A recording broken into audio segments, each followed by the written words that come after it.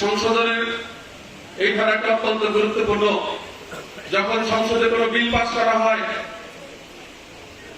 এই বিলের বিপক্ষে যদি কোনো সংসদ সদস্য ভোট দেয় তাহলে তার সংসদ সদস্য পদ বাতিল করা হয়। সেটি আসলে গণতন্ত্রের চর্চার অন্তরায়। আমাদের প্রিয় নেতা তারেক রহমান বলেছেন সেটি সংশোধন করা হবে।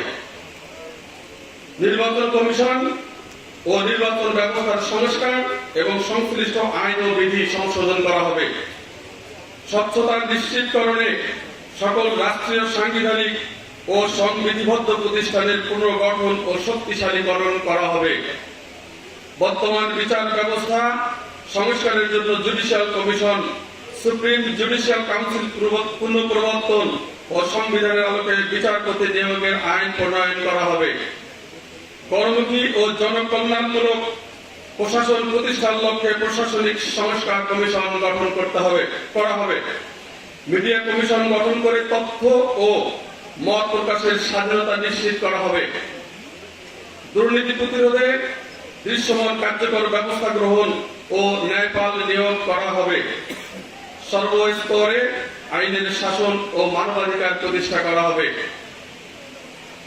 আত্মনির্ভরশীল জাতীয় অর্থনীতি গড়ে তোলার লক্ষ্যে অর্থনৈতিক সংস্কার কমিশন গঠন করা হবে। ধর্মীয় স্বাধীনতা সর্বোচ্চ ও কার্যকর নিশ্চয়তা প্রদান করা হবে। মুদ্রাস্ফীতি ও দ্রব্য মূল্যের হ্রাস বৃদ্ধির আলোকে শ্রমজীবী মানুষের ন্যায্য মজুরি নিশ্চিত করা হবে।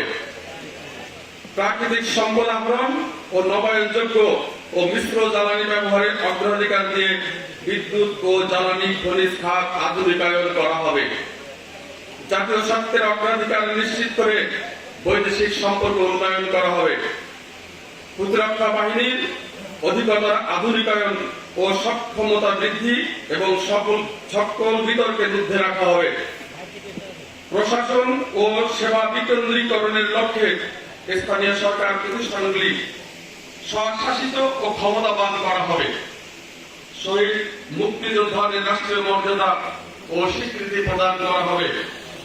কর্মসংস্থানকে অগ্রাধিকার দিয়ে আধুনিক ও যুগোপযোগী যুব উন্নয়ন নীতিমালা প্রণয়ন ও বেকার ভাতা প্রবর্তন করা, ক্ষমতায়নে যথাযথ পদক্ষেপ গ্রহণ করা হবে। চাহিদা ও জ্ঞান ভিত্তিক শিক্ষা ব্যবস্থা বাস্তবায়নের মাধ্যমে ভবিষ্যতের চ্যালেঞ্জ মোকাবিলায় সক্ষম নিশ্চিত জনগোষ্ঠী গড়ে তোলা হবে। সবার জন্য স্বাস্থ্য নিশ্চিত করা হবে। কৃষকের উৎপাদন ও বিপণন সুরক্ষা দিয়ে কৃষি পণ্যের ন্যায্য মূল্য নিশ্চিত করা হবে।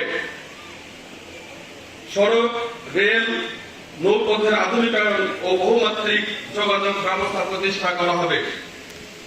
জলবায়ু পরিবর্তন জনিত সংকট ও প্রাকৃতিক দুর্যোগ মোকাবেলায় কার্যকর পদক্ষেপ এবং নদী শাসন ও খাল খননের উদ্যোগ গ্রহণ করা হবে, যেটি আমাদের শহীদ রাষ্ট্রপতি জিয়াউর রহমানের একটি অন্যতম প্রজেক্ট ছিল। তথ্য ও যোগাযোগ প্রযুক্তি, মহাকাশ গবেষণা এবং আধুনিক শক্তির উন্নয়ন ও সর্বোত্তম ব্যবহার নিশ্চিত করা হবে। যুগোপযোগী পরিকল্পিত পরিবেশ বান্ধব আবাসন এবং নগরায়ন নীতিমালা প্রণয়ন ও বাস্তবায়ন করা হবে। সংগ্রামী ভাইয়েরা, আমাদের প্রিয় নেতা তারেক রহমান যে 31 দফা বাস্তবায়নের জন্য আমাদের ডাক দিয়েছে, সেই লক্ষ্যে আমাদের কাজ করতে হবে। এটি কিন্তু এমনি বাস্তবায়ন করা সম্ভব নয়। আমাদেরকে কঠোর পরিশ্রম করতে হবে। আমাদের তৃণমূল বিএনপিকে শক্তিশালী করতে হবে। ওয়ার্ড থেকে ইউনিয়ন, ইউনিয়ন থেকে থানা, থানা থেকে জেলা শক্তিশালী করে আগামী দিনে যে জাতীয় নির্বাচন হবে, সেই নির্বাচনে অংশগ্রহণ করে আমাদের বিএনপি সরকারকে ক্ষমতায় আনতে হবে। তবে এই 31 দফা বাস্তবায়ন সম্ভব হবে।